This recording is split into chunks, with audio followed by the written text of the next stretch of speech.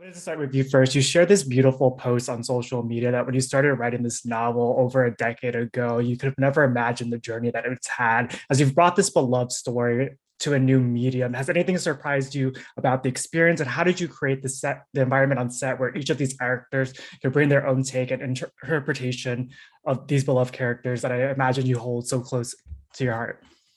Look, when I was writing the book, Kevin, I was listening to jazz music. I was in Panera Bread eating mac and cheese. I was in my zone and loving it and feeling good and crying and laughing and hoping and dreaming. And so when I came on set the first time in 2021 in the production office, it was like a lot of people working and the energy was work. And that's great. And I remember the first day I came in, I start walking around, hey, how you doing? Hey, how you doing? I'm waving and people are like, why is he all happy? Why is he all like joyous and cheerful? And I wanted to create this energy that I had when I was writing the book of joy and happiness and cheer, because I knew the work we were about to do together. And in order to create that on the screen, I felt like it was important that we have that as a crew, as a team. And so that was the goal. And I feel like, by the second week, when I walk into the production offices, people were like, hey, Kwame, how you doing? And it was like this energy. And I think we recreated that on the set, and the cast, the crew, the producers. It was like one big family, which is ultimately what the show we wanted to make, a show about family.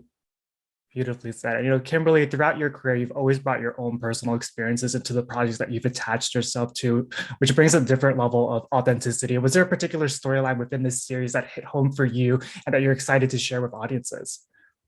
For me, it was important, the ADHD storyline, mental health. My kids have ADHD, and for them to be able to see,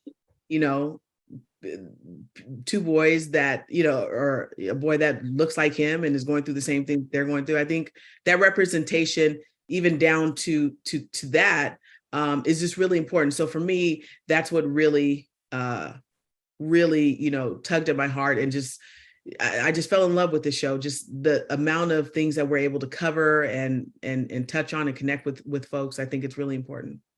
Definitely. And Damani, the series has such a strong emphasis that in the game of life, you need to know who's on your team. Who have been the people in your own life who've shaped the storyteller and artist that you are today? Oh, yeah.